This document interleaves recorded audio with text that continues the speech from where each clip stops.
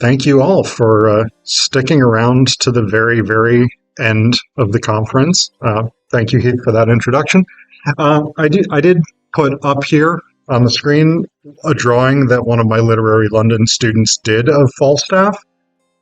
So that was not prompted. I just came into our classroom one day and she was drawing this up on the board. So we're going to have Falstaff looming over us for this presentation, which, as you'll see, may not be the most comfortable thing in the world. Anyway, so my paper is entitled Teaching Falstaff After #MeToo, a small, unreliable field study of student reactions to the Merry Wives of Windsor after the Me Too movement. And I'm going to sometimes be saying #MeToo, sometimes just saying Me Too. It's all written the same way in the paper. I just don't want to say hashtag that many times. It's no secret that some texts age like milk. Cultural contexts change, views change, social mores change. Texts, by contrast, continue reflecting the values and ideas of their time. And this divergence between the static texts on the one hand and dynamic socio-cultural values on the other means that what we as a society make of texts changes over time. And like geriatric dairy, society sours on some texts. For this presentation, I consider William Shakespeare's 1597 play The Merry Wives of Windsor in light of contemporary attitudes toward sexual coercion, violence, and harassment in the post-#MeToo era. To be clear, Merry Wives hasn't gone off completely. Just this summer, Shakespeare's Globe did a production of it, and in a slightly less culturally significant way, I taught it during my Literary London Study Abroad course this year. Merry Wives hasn't been #cancelled, but the Me Too movement of the late 2010s highlighted how powerful men use sexuality as a tool of power, coercion, and dominance. And that critical socio-cultural awareness invites us to reassess a figure like Sir John Falstaff. And to be clear, my goal is not to cancel Falstaff. He's up there looking beautiful in his Renaissance finery. My primary focus here is pedagogical. I reflect on responses from my all-female Literary London students to Falstaff, assessing how they view him in the context of being both a beloved comic character and a serial sexual harasser in Merry Wives. This was not a controlled or representative study, but it provides hints about how a cultural trend like Me Too, which marked these students' formative years, impacts their views of Falstaff as a character. And student worldviews should factor into how we as instructors approach a text like Merry Wives, and this presentation offers some very tentative insights into that pedagogy. Many of you are Shakespeare scholars, so you will have a sense of Merry Wives, but I'll give you a very, very brief summary of the relevant bits. The Merry Wives of Windsor sees the return of John Falstaff to the stage following his triumphant successes in Henry IV Parts 1 and 2. Supposedly, Queen Elizabeth I was so taken with Falstaff that she requested Shakespeare write the story of him in love, though this is anecdotal and nothing material exists to support that ever happened. But this framing of Falstaff in love is striking because the plot doesn't revolve around love by any common understanding. A near-penniless Falstaff arrives in Windsor where he hatches a plan to seduce mistresses Ford and Page with identical notes. In addition to seeking sexual pleasure, Falstaff observes that both women control their husband's money and says, "I will be cheaters to them both, and they shall be exchequers to me." The wives, on receiving Falstaff's notes, determine to trick the knight as punishment and to trick Ford for his jealousy. They carry out a series of plots in which Ford nearly catches Falstaff and the knight suffers humiliations, beatings, and burnings. In a slightly longer version of this, I had a bit about the low plot and the Anne Page marriage issues and how even the good marriage story of this play is really not that good. We can talk about that later if you wanted to. Even in modern Western societies in which love ostensibly drives interpersonal romantic relationships, finance and power remain central forces shaping sexual relationships. Feminists have long critiqued heterosexual relationships as inherently exploitative, particularly in societies where women have traditionally not controlled family income or earned independent incomes. But beginning in 2017, the online #MeToo movement drew massive public attention to the culture of sexual coercion, violence, and domination, in which so many powerful men and a very few women participated or continue to participate. As Jocelyn Fry notes in an article for the Center for American Progress, the ongoing public conversation about sexual harassment has led to a torrent of stories about individual experiences, regressive workplace cultures, and the robust reforms needed to help shift the balance of power between perpetrators and their targets. From 2017 to 2020, when the COVID pandemic largely knocked everything else out of the headlines, Me Too dominated news cycles with continual stories of high-profile women sharing abuse by high-profile men, and it dominated social media with everyday people sharing their stories. And those years felt like a potential turning point in the sexual politics of Western societies. Not entirely successfully, unfortunately. But, as I said, I'm primarily interested in my students' response to a character directly engaged in sexual exploitation. The 7 students who went with me to London in 2025 are all female. All of them are between 19 and 22, so they grew up during the height of the Me Too years. 3 are education majors, 2 are English and Comp Lit majors, and 2 with majors in the sciences.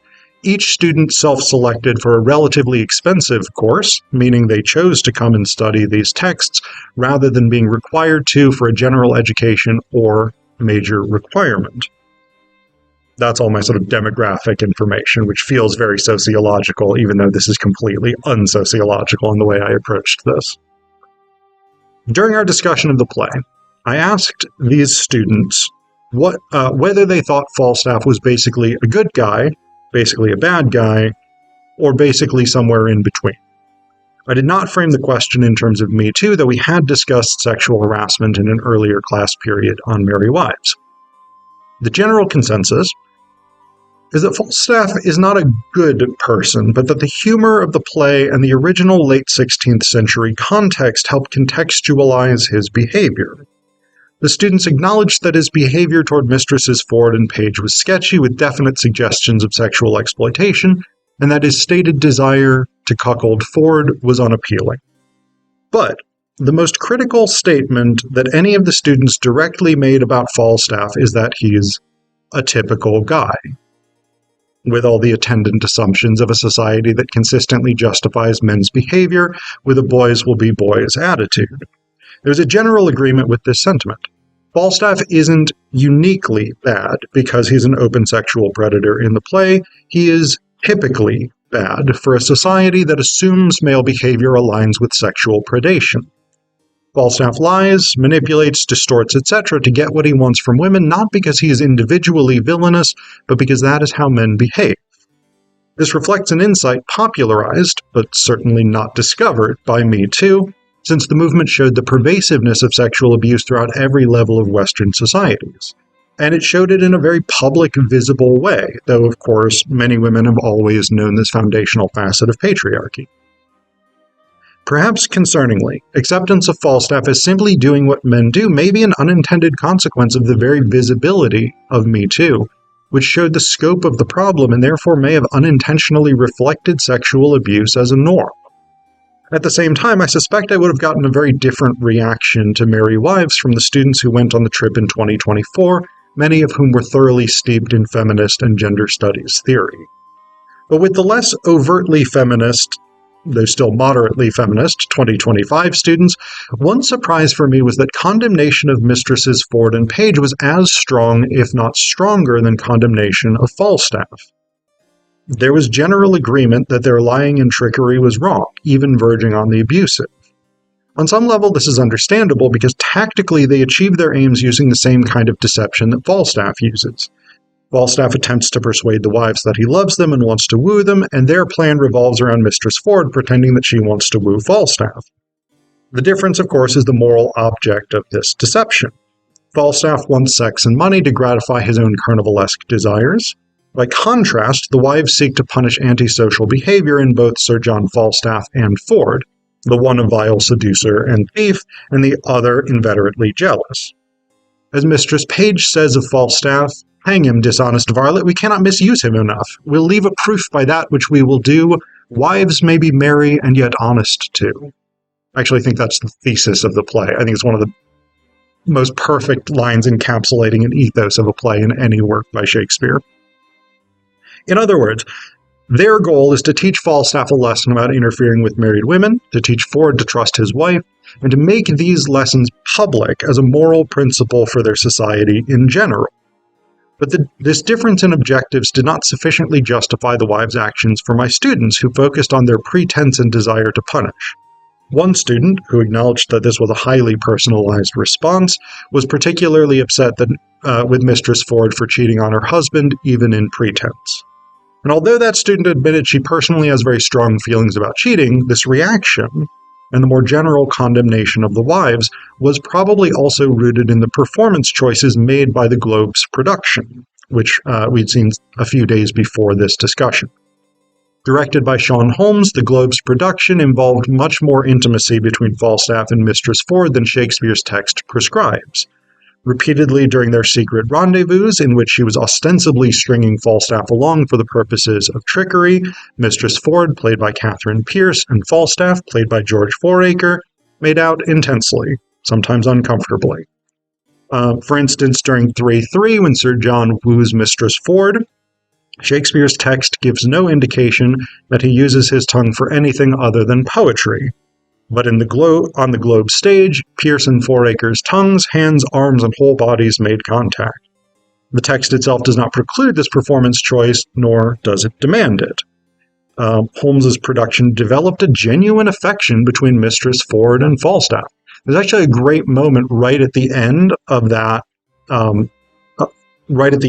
production, when everyone else has left Falstaff in the woods, beaten, burned, and humiliated, and Mistress Ford comes back on stage and just goes over and gives him a hug and then leaves again. And it's really quite a touching moment, but it suggests something very different about their relationship than that she is tricking him to punish his terrible behavior.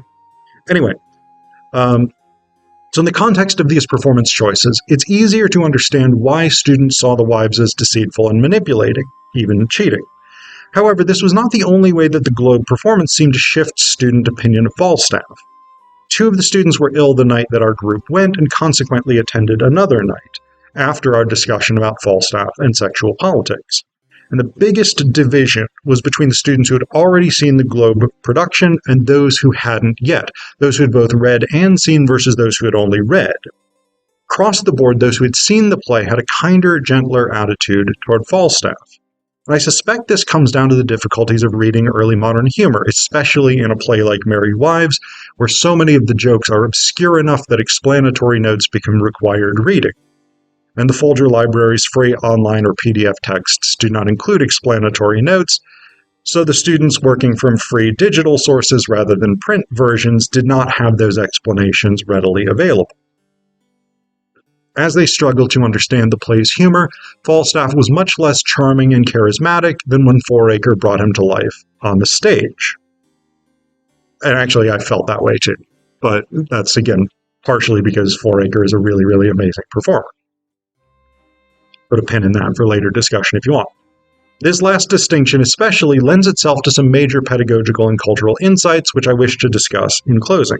The first point is one that teachers of Shakespeare's literature already appreciate, which is that when students see a performance, they often understand the play in a deeper and more thorough way because actors bring to life things obscured by the gap between early modern and contemporary English. Simultaneously, however, individual production choices color students' perceptions of a play. We see this, for instance, with the Globe's physical intimacy between Mistress Ford and Falstaff, which shifts her character from the text's honest but merry wife to a woman genuinely cheating on her husband and therefore merry without being honest. This performance choice colored how my students assessed not only Mistress Ford, but Mistress Page by extension. Even though Mistress Page was clearly on the let's make Falstaff suffer as much as possible side. But perhaps the bigger and more novel insight I'm interested in relates to Falstaff. As I said, students who saw him performed by Foraker had a markedly more positive, forgiving view of Sir John. Pedagogically, this suggests that a character whom students may judge harshly can be redeemed by their charisma and humor on stage. On one level, this is not entirely bad. Clearly, Shakespeare wants sympathy for Falstaff in the final moments of Merry Wives, and that comes across, I think, more clearly on stage than through the text. But, as one of Shakespeare's most beloved characters known for his wit, carnivalesque humor, and hail-fellow well-met quality, the inclination to forgive Falstaff his trespasses raises troubling questions. Now several years removed from the height of Me Too, we see that many men whose lives were ruined by revelations have returned to public life and their careers, often relying on the charisma that originally brought them success to overcome what turned out to be a temporary career downturn. Falstaff is a sexual predator in Merry Wives. Should his wit and charm be a get-out-of-jail-free card? And if so, for how many other abusers will it function that way? Thank you.